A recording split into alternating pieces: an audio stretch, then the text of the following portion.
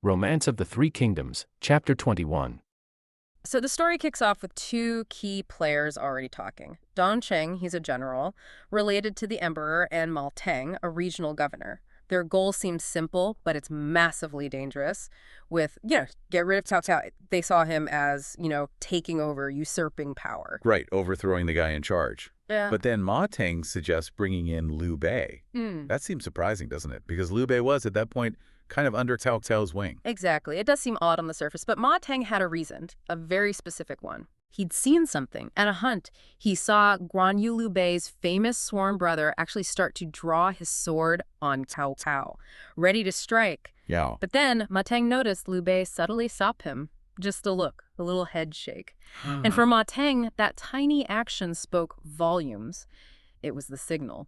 It showed Liu Bei wasn't truly loyal to Cao Cao deep down. So it wasn't just a hunch. It was based on this really specific non-verbal cue between sworn brothers. That's how Ma Teng felt he could trust him. Precisely. In that kind of super suspicious world, sometimes the clearest messages aren't spoken at all. It's about reading those tiny signals, especially between people with a deep bond like Liu Bei and Guan Yu. Ma Teng was sharp enough to catch it. He read it correctly. Liu Bei was unhappy, just waiting for his moment. Made him a prime candidate for their risky plan. Okay, that makes sense. And this leads us to the next scene, which feels almost like a spy thriller moment. Dong Cheng goes to visit Liu Bei. But it's clandestine, right? Late at night, trying to avoid Cao Cao's spies. Definitely. Can't just stroll over for tea when you're plotting against the most powerful man around. And Liu Bei's reaction is interesting. He's immediately cautious. Suspicious, even. He actually wonders if Dong Cheng is, like, a plant sent by Cao Cao to test him. Understandable paranoia, really. You couldn't trust anyone easily. So Liu Bei plays it cool. He puts on this act of loyalty, saying something like, "Why worry? Prime Minister Cao's doing a fine job running things, right?" Yeah, that's his defense mechanism kicking in. Testing the waters. Trying to see Dong Cheng's real angle without giving himself away. So Dong Cheng needs to break through that. He's under pressure. What does he do? What's the key that unlocks Liu Bei's true feelings? It's a brilliant move, really. A psychological strike.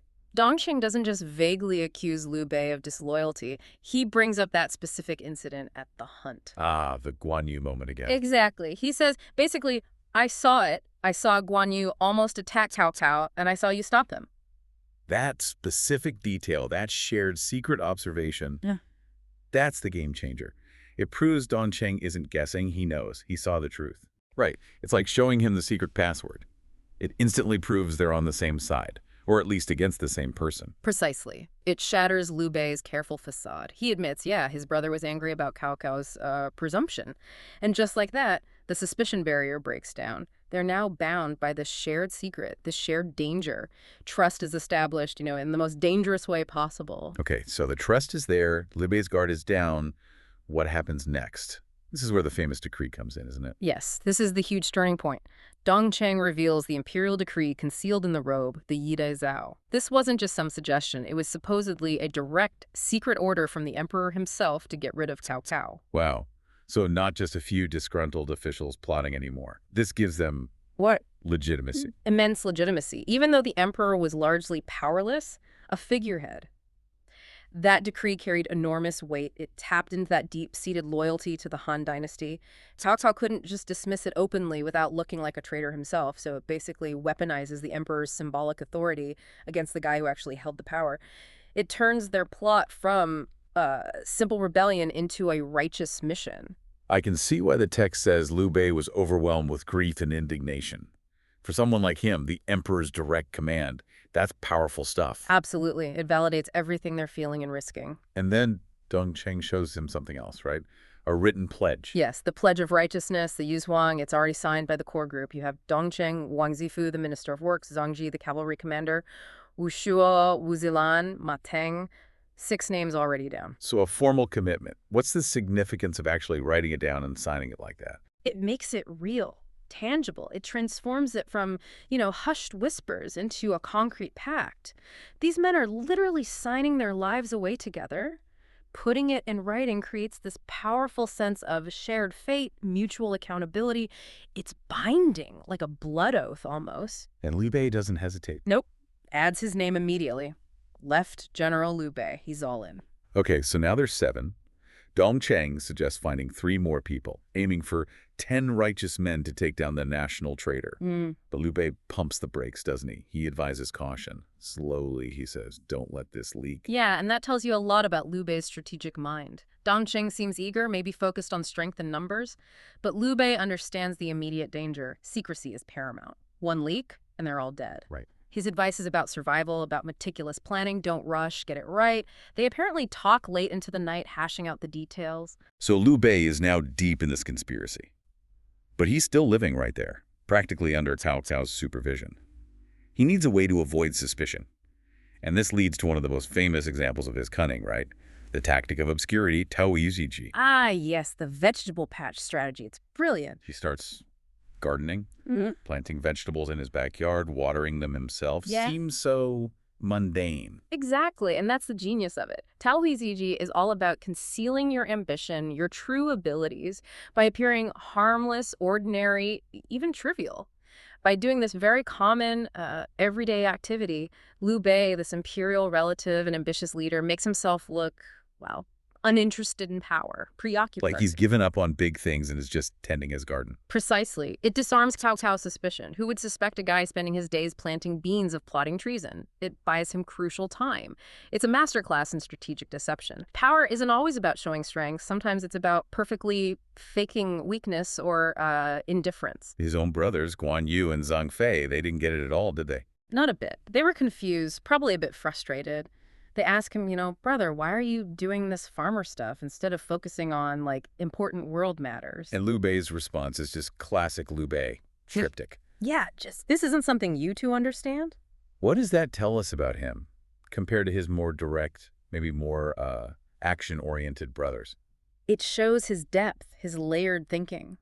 Guan Yu and Zhang Fei are warriors, straightforward. They see a problem, they want to charge at it. Liu Bei understands strategy on a different level. He knows sometimes the indirect path, the path of patience and deception, is the only way to survive and ultimately win.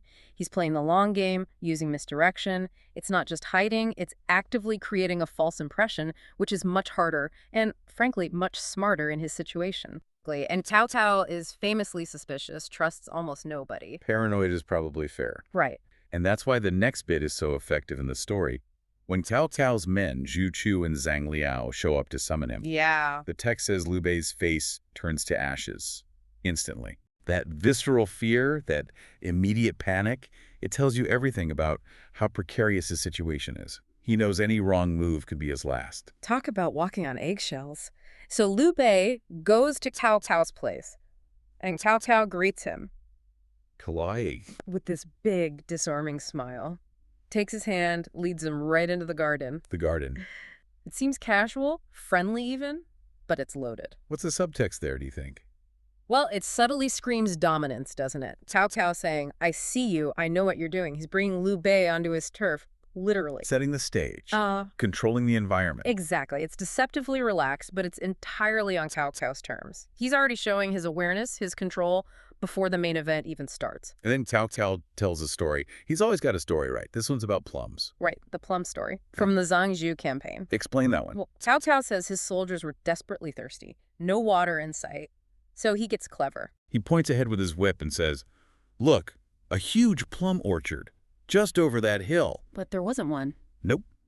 But the soldiers hear plums, they imagine the sour taste, their mouths start watering. And they forget their thirst. Clever. Very clever. And he tells this story while they're looking at actual green plums on a plate between them. So it's not just a random war story. What's the psychological angle here? It's Cao Cao showing off, subtly. He's demonstrating his ability to manipulate perception, even physiology, with just words. Like, see how smart I am. See how I can manage people. Exactly. He's priming Liu Bei, showcasing his own mastery of human nature before they even talk about heroes. It's a power move disguised as a friendly chat. Okay, so they're in this little pavilion. Plums, warm wine. Sounds almost peaceful. Almost. But you know there's this undercurrent. And then the weather changes. A storm rolls in. They see this formation in the clouds, described as a dragon hanging in the sky. And Cao Cao jumps on it immediately, connects this natural event straight to the idea of heroes. No coincidence there, I bet. Not with Cao Cao. The setting might seem idyllic, but he's controlling it. The storm arrives, and boom, he pivots. He uses the dragon image as a perfect metaphor. How does he describe the dragon? It's quite poetic, isn't it? Very. He says a dragon can be great or small, ascend or hide. Okay. Great enough to summon clouds and mist, small enough to conceal itself. It can fly through the cosmos or lurk hidden in the waves. So adaptability is key. Power, but also the ability to disappear when needed. Precisely. If you connect this to the bigger picture, he's not just talking about mythical beasts. He's laying out his philosophy of power. His definition of a true leader. Exactly. Adaptable, ambitious, knows when to strike and when to lay low. It's basically his blueprint for judging heroes. It's his own self-image, too, arguably. And then he turns that lens directly onto Liu Bei. Yep, the Drex challenge. You've traveled widely, he says, basically. You must know who the real heroes are in the world today. Tell me. Puts him right on the spot. How does Liu Bei react initially? Plays dumb. Total humility. How could someone like me, with my humble sight, possibly recognize true heroes? Deflecting. Trying to stay small, invisible. It's his core strategy, right? Consistent self-effacement. Don't look like a threat.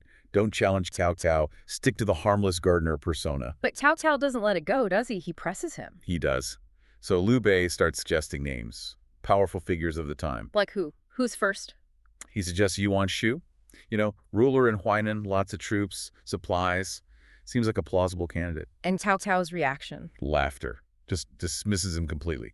Calls him rotting bones in a tomb. Says he'll capture him soon anyway. So military might and resources alone aren't enough for Cao Cao. Clearly not.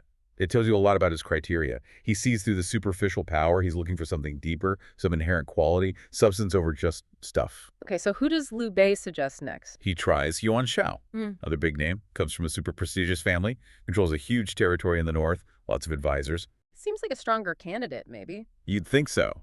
But Cao Cao's critique is even more detailed and just as scathing. What does he say about Shao? He says Yuan Shao looks brave, but is actually cowardly deep down. He's indecisive, worries about himself too much. So personality flaws. Big time. Cao Cao says he'll sacrifice his life for small gains, but forgets the bigger picture. Ends with, he is no hero, just cuts him down. Wow. Cao Cao has a very specific, very high bar. What qualities is he actually looking for then? That's the million-dollar question at this point, isn't it? He's tearing everyone down based on these very precise flaws. It really shows his own uncompromising view of leadership and power. Does that kind of absolute judgment ever backfire, though? Could he underestimate people because they don't fit his exact mold? That's a really insightful point. Yeah. His decisiveness is his strength, absolutely. But yeah, it could definitely lead to blind spots, maybe dismissing threats too early or not seeing potential in someone different. It's often a double-edged sword for leaders like him. Liu Bei keeps trying, though, right? Who else does he mention? He throws out a few more. Liu Biao. Cao Cao says, empty name, no substance. Ouch. Sun Tse relies on his father's fame. Basically, riding coattails. Nippo baby, ancient China style. Pretty much. Then Liu Zhang, who's actually part of the imperial family ruling Yi province. What's the verdict on him? Just a dog guarding a household. Yeah. Meaning protective of his little patch, but no real ambition or vision beyond that. And the minor warlords.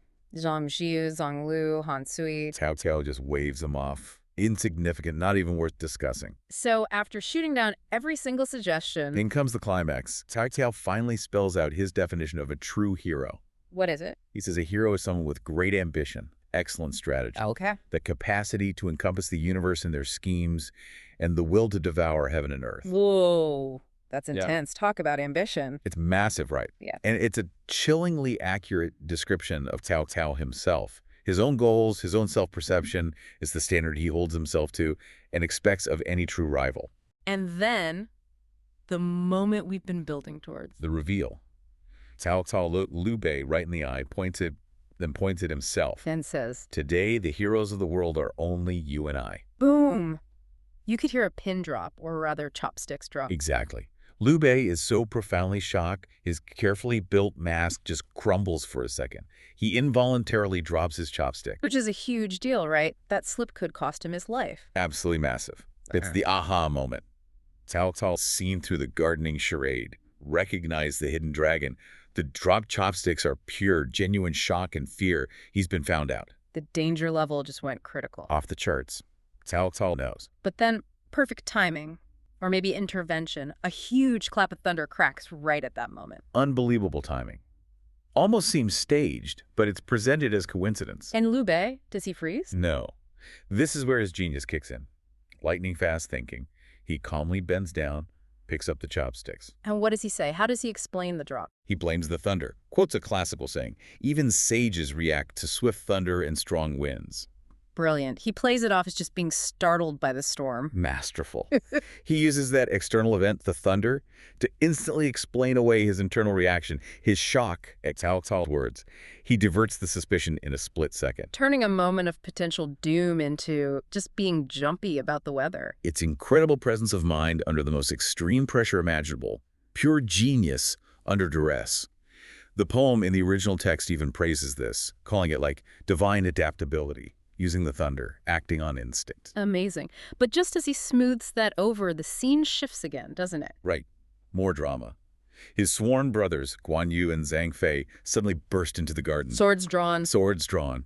They'd heard Liu Bei was summoned by Cao Cao, feared the worst, and came charging in to protect him. That shows incredible loyalty. It really does. That bond between them is legendary for a reason.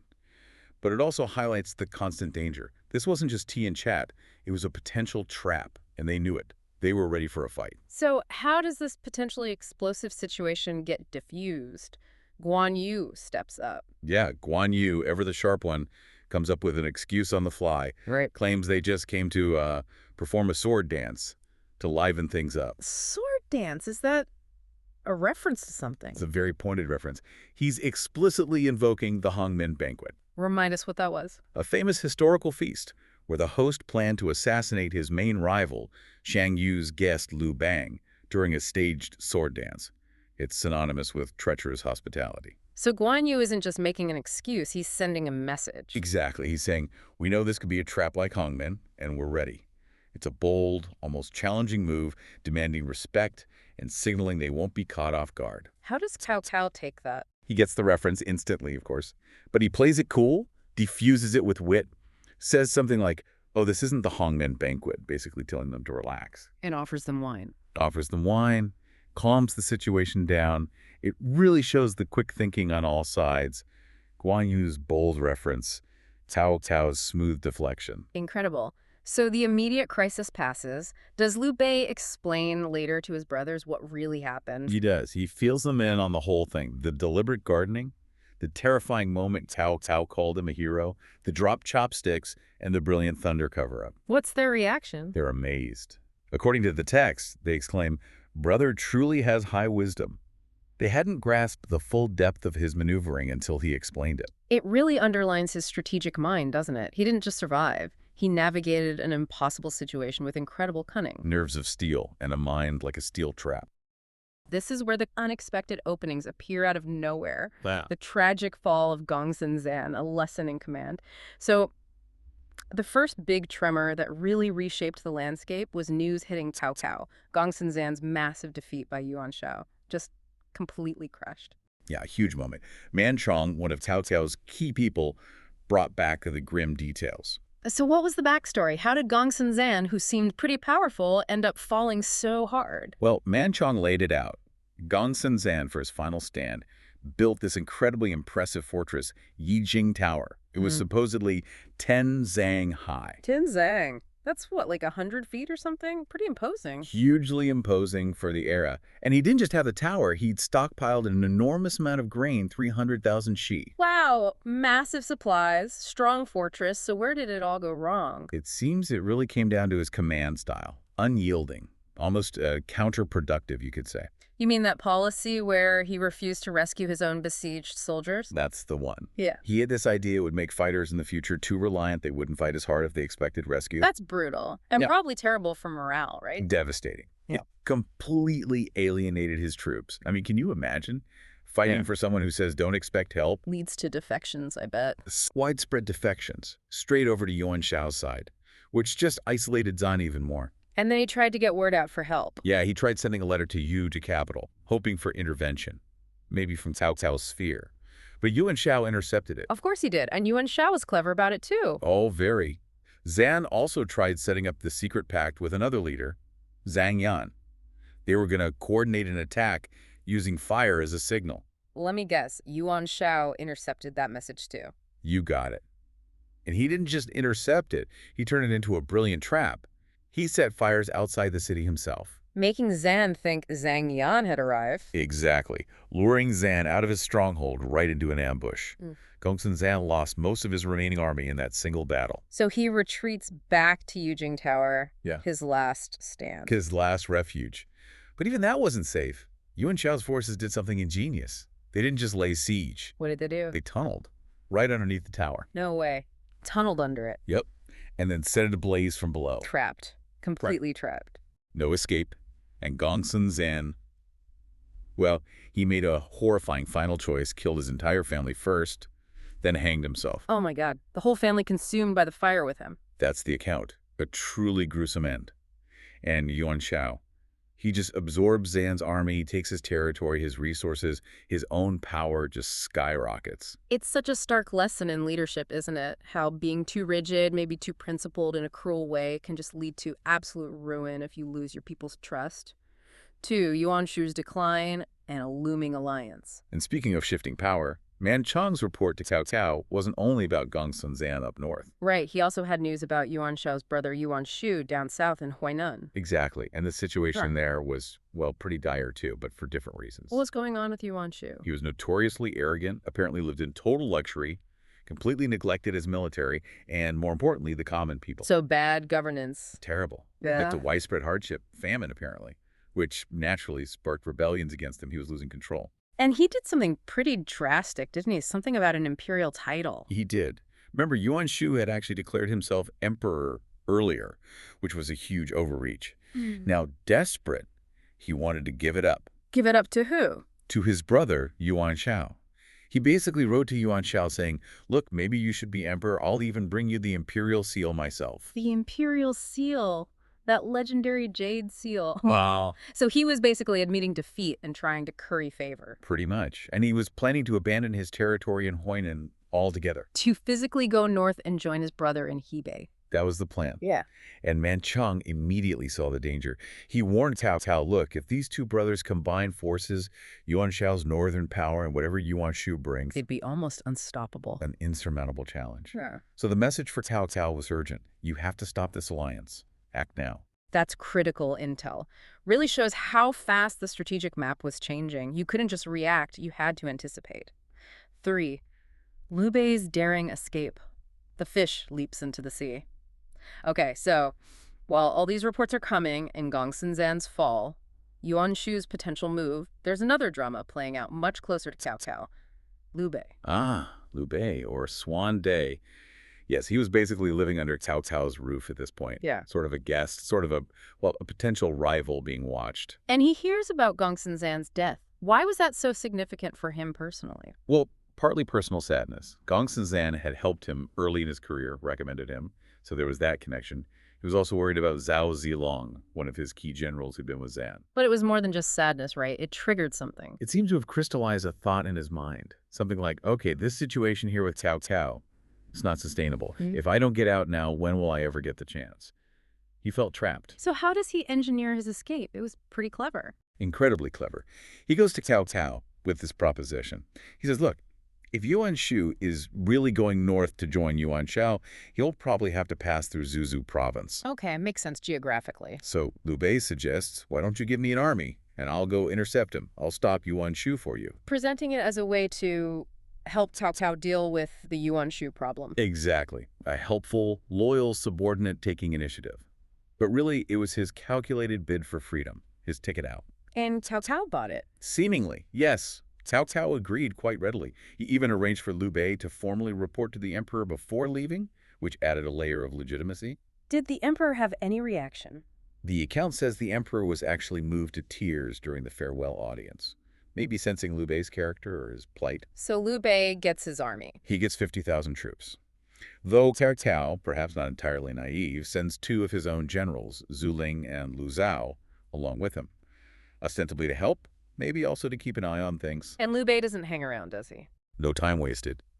Gets his gear ready, hangs up his general seal, urges immediate departure. There's that great line he supposedly says to his brothers, Guan Yu and Zhang Fei, as they ride out. What was it? Something like, "I've been like a bird in a cage, a fish in a net. This journey, this is like the fish leaping into the sea, the bird soaring into the sky. We're free from the cage, free from the net." Wow. That says it all. It wasn't just a military mission for him. Not at all. It was liberation. He saw his chance, disguised it perfectly, and seized it. Masterful political maneuvering. 4. Cao Cao's fateful hesitation. A missed opportunity. But Cao Cao, the master strategist himself, had sharp advisors. What happened when and Cheng Yu got back? They were away, weren't they? Yeah, they returned from checking provisions somewhere, and they hear that Cao Cao has sent Liu Bei off with a massive army. They must have been horrified. Absolutely. Cheng Yu apparently went straight to Cao Cao and said, "Prime Minister, remember when Liu Bei was just governor of Yuzhou? We told you to kill him, man, and you didn't listen."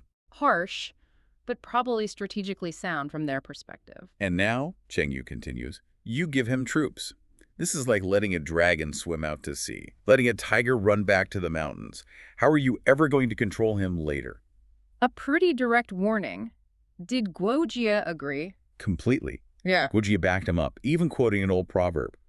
"If you let an enemy go for just one day, you invite trouble for 10,000 generations."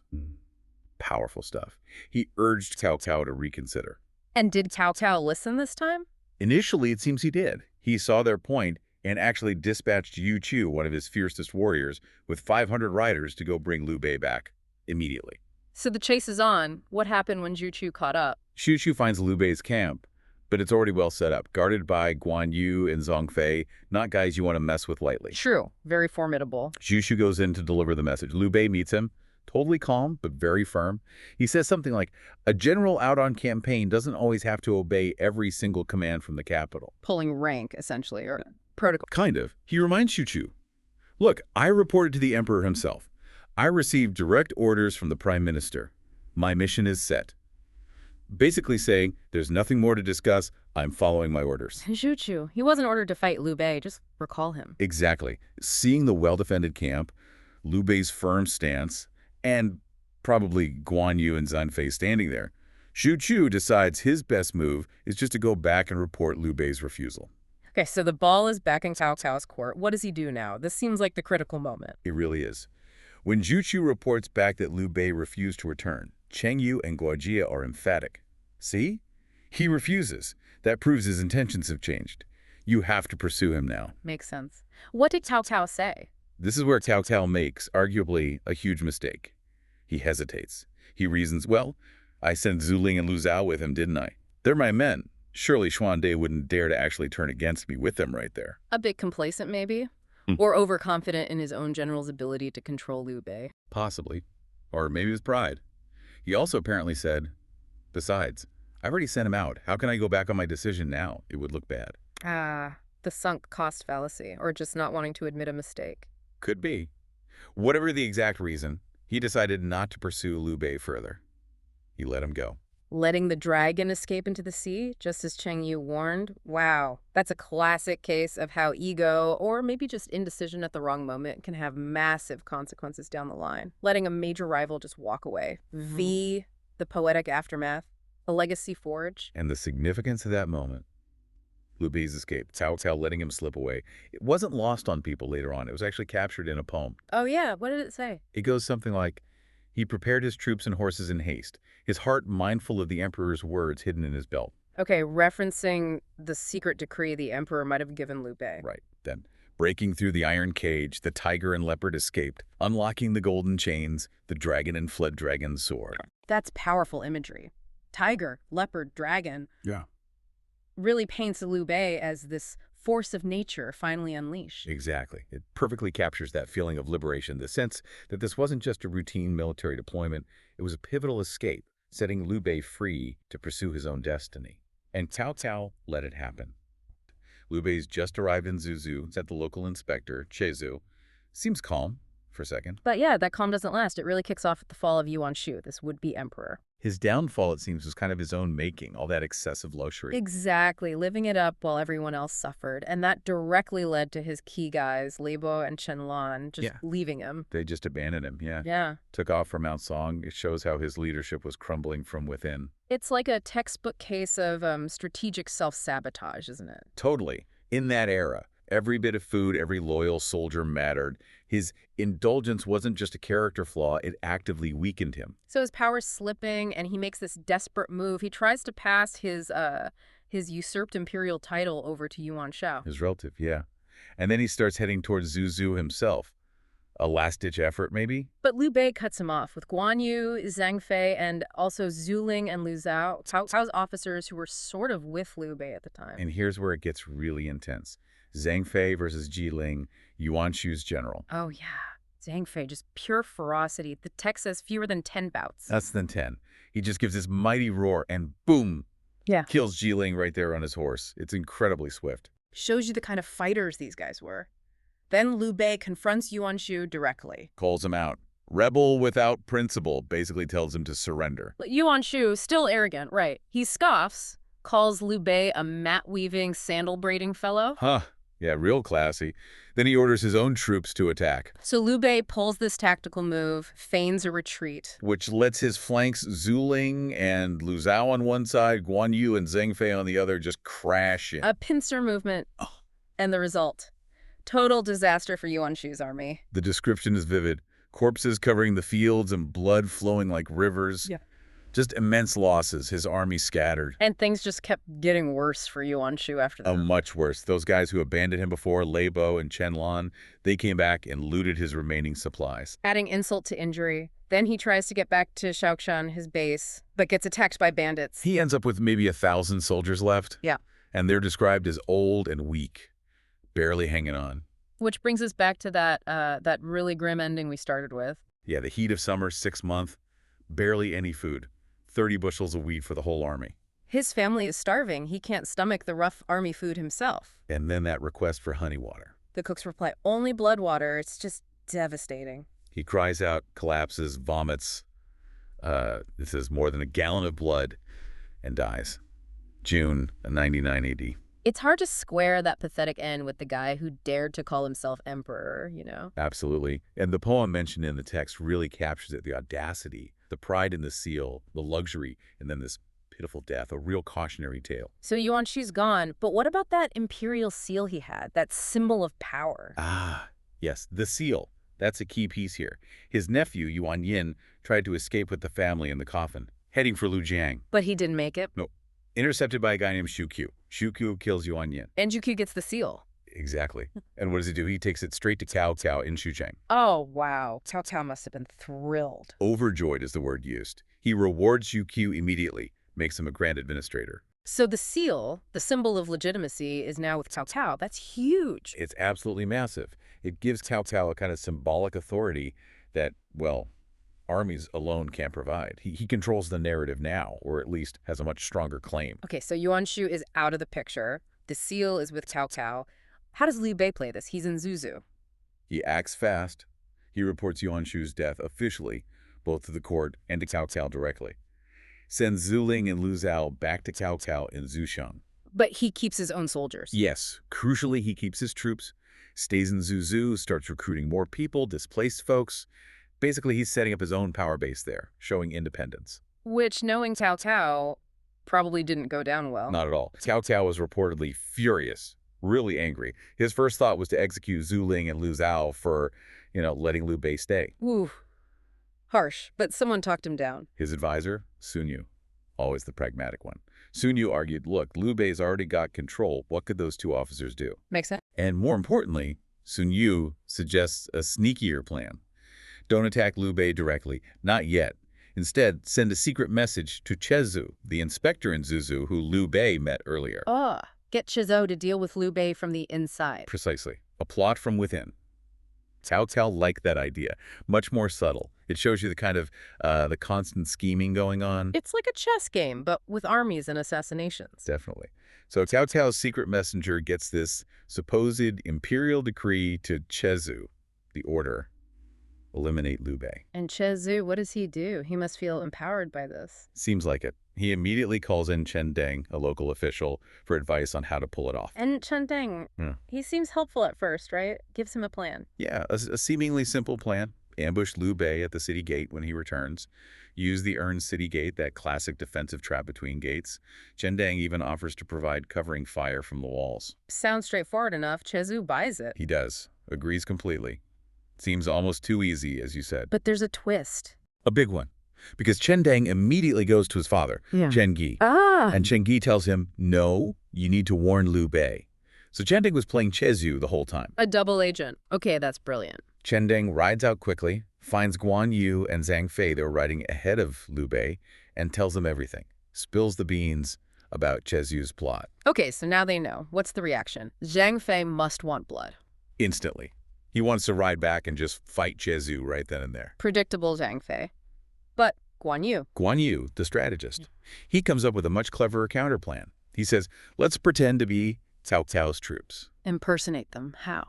They apparently had some Cao Cao flags and armor among their own troops already, so they'll use those, arrive at the city gate at night, and trick Chezu into opening up and coming out. Like a Trojan horse maneuver. Genius. Exactly. So middle of the night, around the third watch, maybe 3 a.m., they get to the gate shouting that they're Zhang Liao's forces sent by Cao Cao. Zhang Wenyuan, yeah. So Chezu hears this commotion. He does.